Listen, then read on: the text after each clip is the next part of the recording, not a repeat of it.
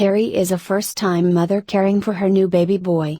She notices that as she touches his cheek, he turns towards that side and opens his mouth. The nurse tells Gary that this is a reflex called dash. A. Plantar grasp. B. The rooting reflex. C. Palmar grasp. D. The Moore reflex. E.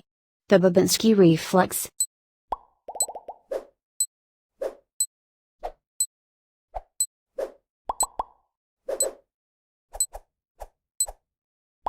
The answer is B.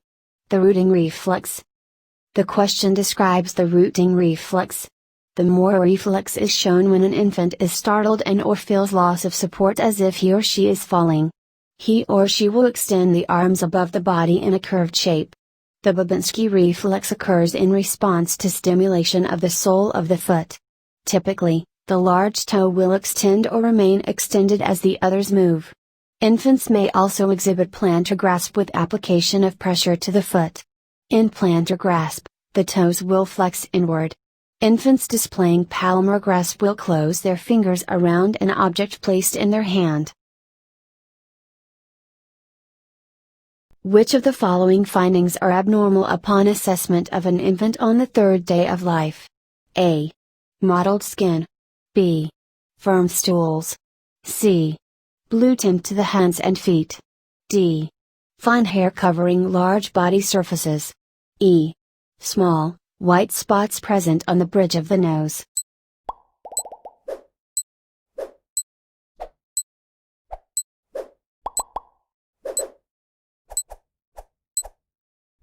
The answer is B.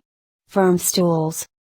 Hard or firm stools are abnormal for an infant on their third day of life. Typically, infants will have meconium, dark, sticky, stools for the first several days as a result of amniotic fluid ingestion. Over the next couple days they will transition to a seedy yellow, breastfed infants, or peanut butter consistency, formula-fed infants. Acrocynosis, blue color on the extremities, is normal in infants. Mottling is also common. Infants have a developing cardiovascular system and many capillaries that exist close to the surface of the skin. Milia are normal white spots that frequent the faces of newborns. It is important not to pick or scratch these white spots to prevent scarring. Infants are also frequently born with fine hair called lanigo covering the body's surfaces. Some babies may be born with more lanigo than others. While assessing a 4-month-old infant, the nurse notices hyperpigmented nevi on the lower back. Which of the following is false regarding hyperpigmented nevi? A. Hyperpigmented nevi fade over time.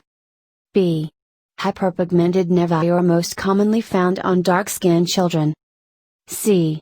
Hyperpigmented nevi are frequently mistaken as bruises. D. Hyperpigmented nevi may be scattered. E. Hyperpigmented nevi may be associated with Sturge-Weber syndrome.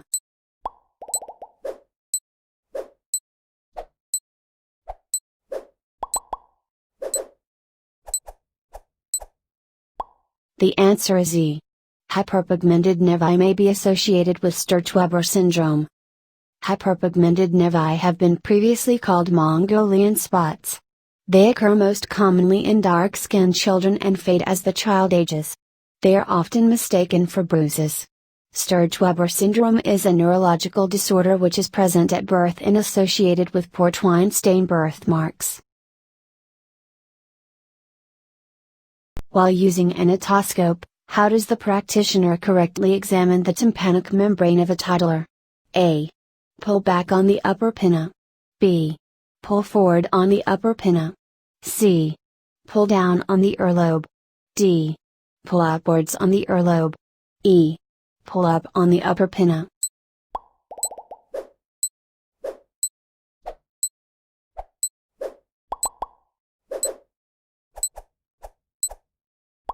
The answer is C. Pull down on the earlobe. Examine the eardrum of infants and toddlers by pulling down on the earlobe. Examine the eardrum of an older child by pulling up on the outer pinna. Additional help from colleagues or caregivers may be necessary when examining small or upset children. Rubeola is caused by which of the following viruses? A. Varicella zoster. B. Measles. C. Human herpes virus. D. Coxsackie virus A16. E. Parvovirus B19.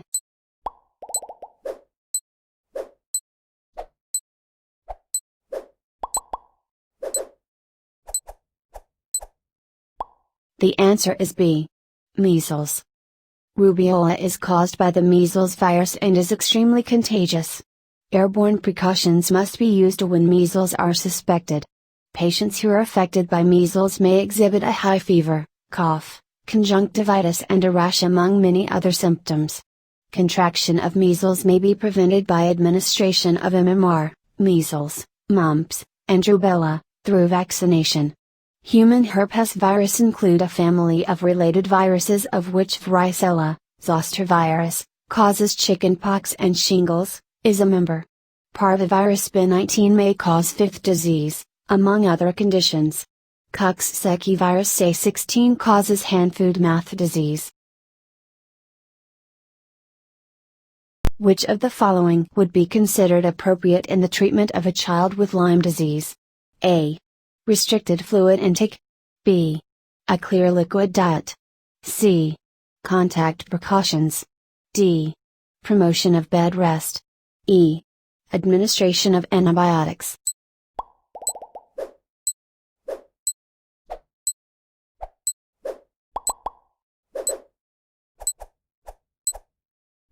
The answer is E. Administration of antibiotics. Lyme disease is caused by the bacteria Borrelia burgdorferi. It is a vector-borne disease that is contracted secondary to the bite of an infected tick. Administration of antibiotics is crucial to recovery. Standard precautions are adequate. Restricting fluids, diet, or activity is not necessary. A mother calls the clinic because her son is 5 years of age and has been experiencing incontinence of diarrhea for 3 days. He has a past medical history of constipation. The physician has diagnosed the child with encephalitis. The nurse may recommend the family try which of the following? A. Restricting activity until the diarrhea goes away. B. Encouraging a low-fiber diet. C. Limiting sugary food consumption. D. Giving the child an enema. E. Taking calcium carbonate tablets.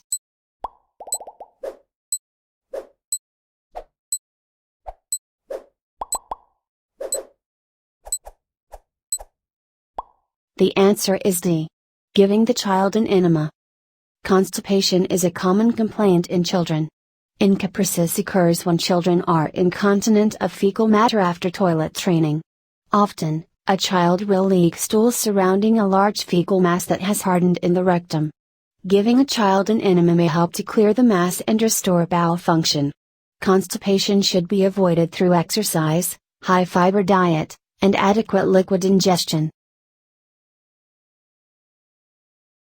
A school nurse examines a 5-year-old child who comes into the office with belly pain. The nurse palpates McBurney's point and the child winces and pulls her knees to her chest. The school nurse phones the parents to tell them which of the following? A. The child should be taken to the hospital immediately. B. The child may be experiencing reflux, spicy foods should be avoided. C. The child should be picked up and brought home. D. The child is likely constipated and will need to be seen in the office tomorrow. E. If the pain persists, make an appointment to see the physician later in the day.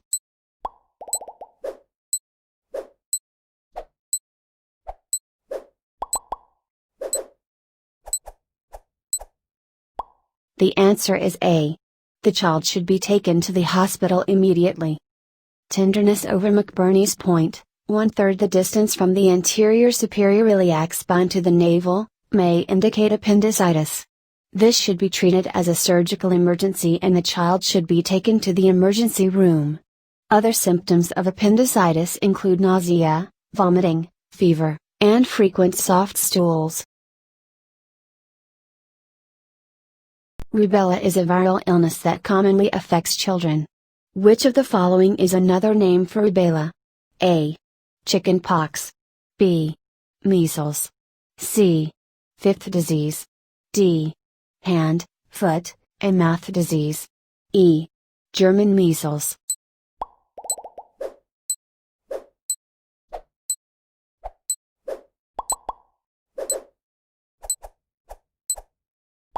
The answer is E. German measles. All of the above are viral illnesses commonly found in children.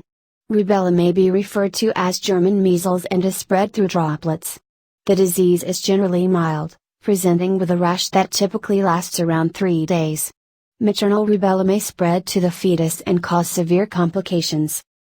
Rubeola, also known as measles, is highly contagious and is caused by the measles virus. Chickenpox is caused by the herpes zoster, varicella, virus. Hand-foot-mouth disease is a viral disease caused by Coxsackie virus A16.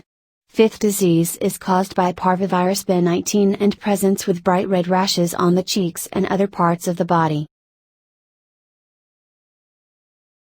The nurse is caring for a 1-year-old male client who has been brought to the emergency room because his parents state that he has been more fussy than usual. He has currant jelly stools and is vomiting. What may the nurse suspect? A. Intussusception. B. Umbilical hernia. C. Pyloric stenosis. D. Inguinal hernia. E. Encopresis.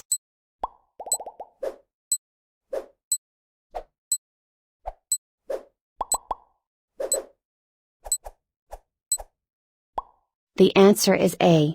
Intussusception. Intussusception occurs when a portion of the bowel is pushed into another portion. It most commonly affects children under the age of 2. Red currant jelly stools, stool mixed with blood and mucus, vomiting, and pain are common symptoms. Red currant jelly stools are a hallmark of intussusception.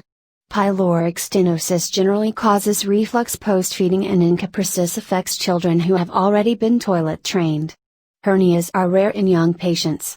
Encopresis refers to involuntary fecal swelling in children who are already toilet trained, and does not involve abnormal stool, such as currant jelly characterization.